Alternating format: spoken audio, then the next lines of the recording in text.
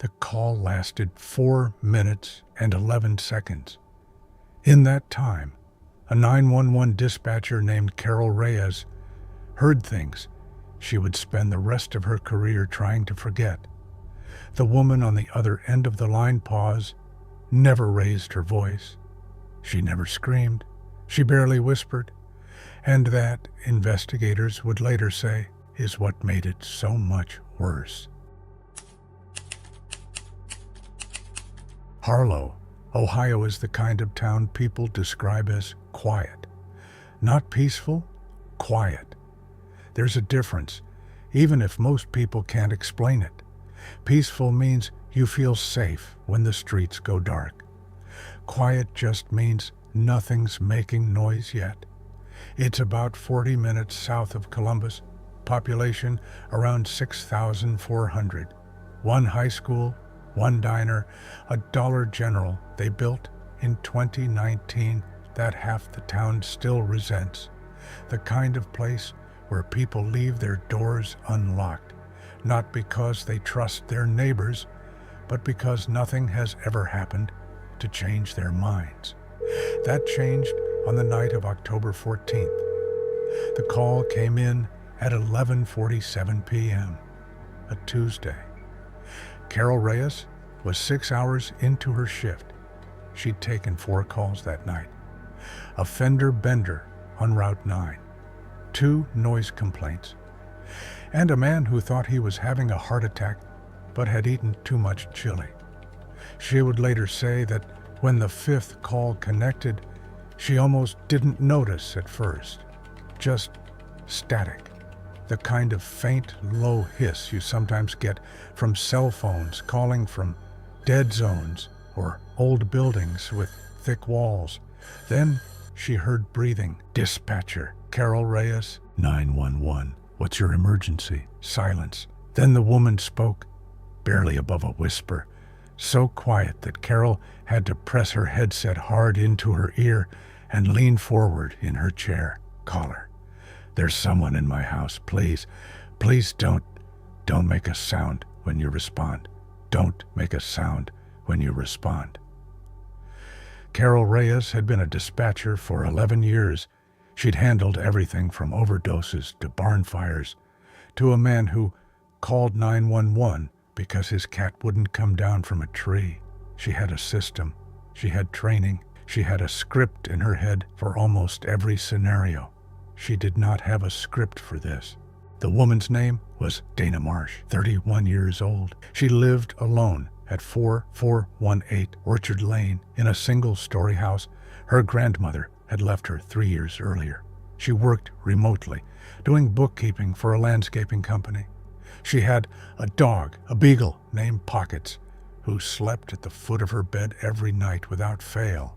Carol got all of this in fragments, not from asking directly, but because Dana whispered it in between long, deliberate silences, clearly afraid that raising her voice even a little might change something she was desperately trying to keep the same. Carol flagged the call immediately.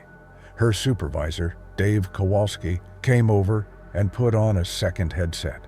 He would later tell investigators he thought it was a domestic situation, an abusive partner maybe, someone who was in the house and could hear the call. That was the most logical explanation. That was the box he tried to put it in. Dispatcher, ma'am, I need you to stay on the line with me. Can you tell me where in the house you are right now? Dana Marsh bedroom, closet. The door it's not locked. It doesn't have a lock. Dispatcher. Okay, that's okay. I have units heading to you right now, sweetheart. Can you tell me, is this person someone you know? Dana didn't answer right away. When she did, her voice had dropped even further. Carol said afterward that she had to turn up the volume on her headset to hear her at all. Dana Marsh, I don't know. I thought I did. Carol asked her to explain. Dana said she'd gone to bed around 11. She'd read for a while, then turned the light off. Pockets had been restless, circling the bed, which wasn't like him, but eventually he'd settled Then she'd fallen asleep. She woke up to the sound of the back door opening. Not breaking, not forced, opening. Like someone had a key. She lay still and listened, heard footsteps on the kitchen tile. Slow ones, patient ones. Like whoever it was wasn't in a hurry. Like they'd been here before and knew exactly where everything was. Pockets didn't bark. That was the part that scared her more than anything. He always barked at squirrels, at the mail carrier, at the Roomba she bought in August. He would bark at his own reflection in the sliding door. But that night, the beagle who never shut up went completely silent. Dispatcher. Is the person still moving? Can you hear them? Dana Marsh. Yes. They stopped outside my room a minute ago. I could see there's a gap under the closet door. I could see their shadow. Dispatcher. And now? Dana Marsh. Now I can't. I can't see it anymore. But I can still hear them. They're just standing there, breathing. Dave Kowalski pressed the dispatch button and confirmed units were 4 minutes out.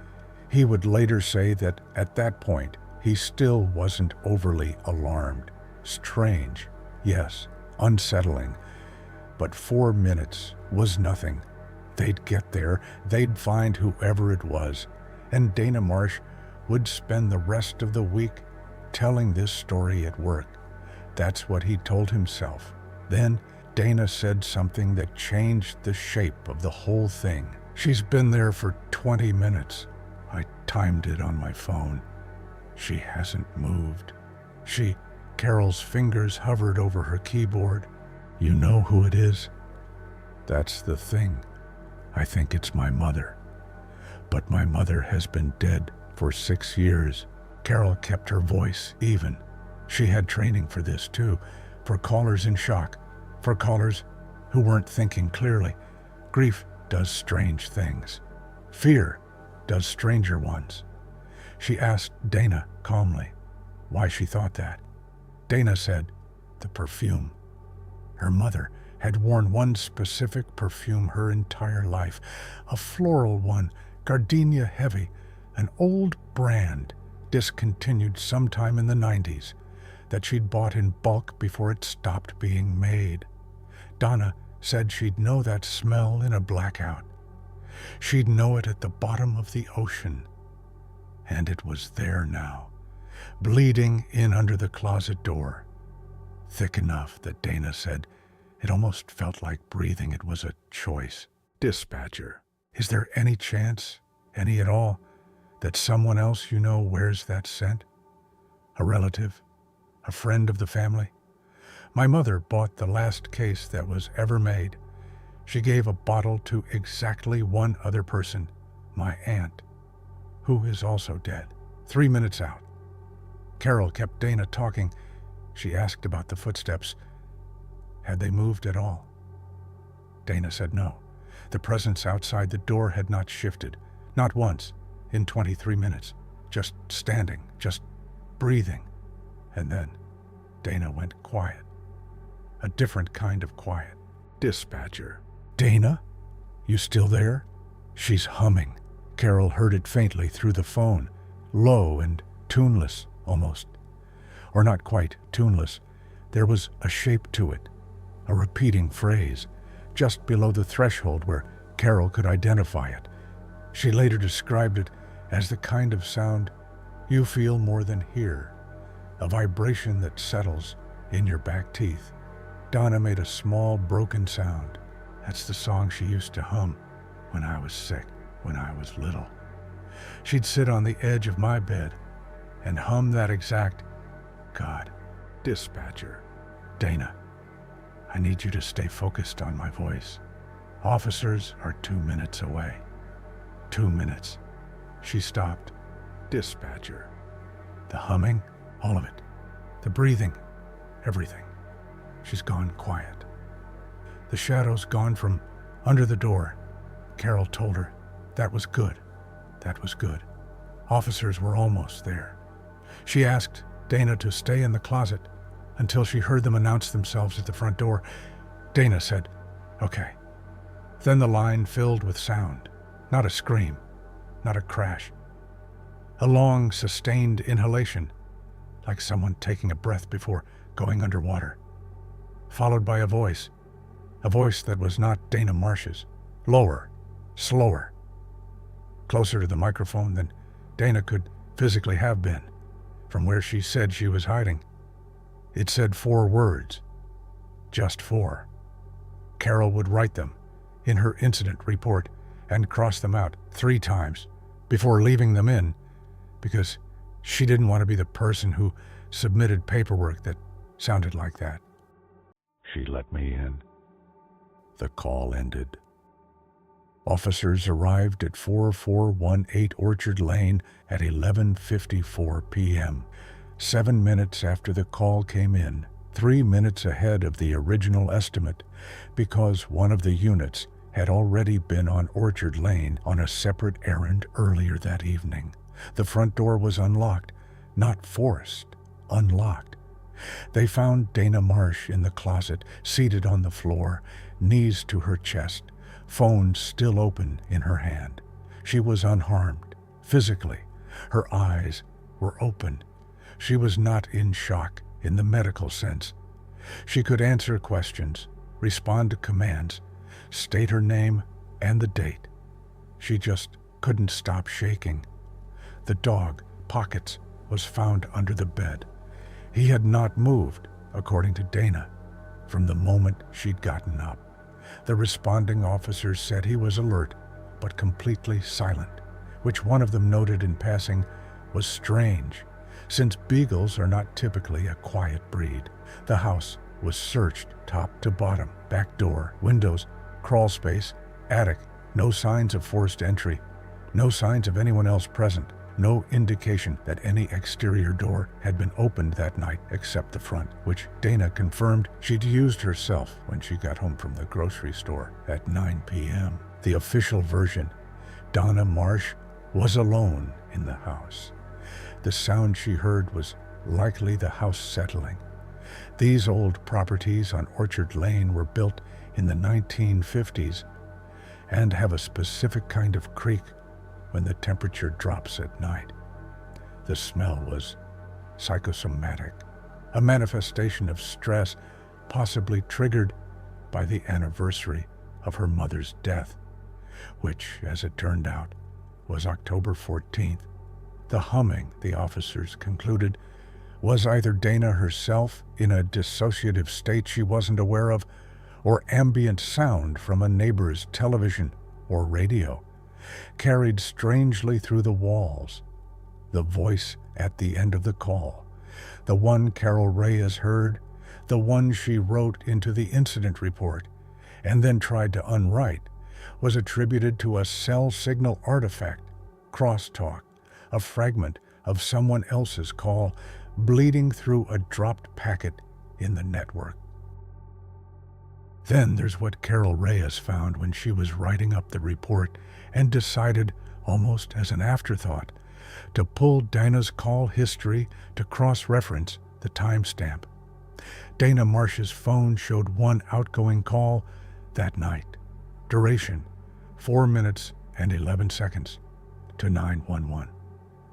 But Carol's system showed 2 incoming calls at that number. The first one matched Dana's. Timestamp, duration, cell tower, all of it. The second one came in at 11:46 p.m., 1 minute before Dana's call. Duration, 11 seconds. The audio on that call was 43 seconds of silence. Then a sound the audio technician who reviewed it described in his notes as consistent with close-range breathing. And then, in the last 4 seconds of the recording, a voice, the same low, slow cadence Carol had heard at the end of Dana's call, speaking 3 words. Just 3 this time. Unknown voice, 11:46 p.m. call. She's already home. The call originated from a landline. The landline registered to 4418 Orchard Lane. A landline that Dana Marsh did not own. A landline that, according to the phone company, had been disconnected and the number reassigned in 2018. Dana Marsh sold the house in January. She moved to Columbus. She got a new number, a new email, a new everything. Mutual friends say she doesn't talk about that October anymore. Carol Reyes retired 8 months later, not because of the call. That's what she says. She'd been thinking about it for a while. It was just time. She kept a copy of the incident report, though, folded in a manila folder in the drawer of the desk she keeps in her spare room. She's not sure why she kept it. She's not sure why she takes it out sometimes and reads through it again, even now, even when she knows every word by heart. Maybe it's because she's still trying to explain it to herself. The timing, the landline, the voice, and what it knew, and when it knew it. Maybe it's because some part of her is still waiting for the question she keeps circling back to, the one that doesn't have a clean version, to finally settle into an answer. If Dana's mother had been dead for 6 years, who let her in? I'll leave that one with you tonight. If you want more of those, you know what to do. Like, subscribe, and leave a comment telling me what part of this one got under your skin. I read every single one. I'll see you in the next video. Keep your doors locked tonight.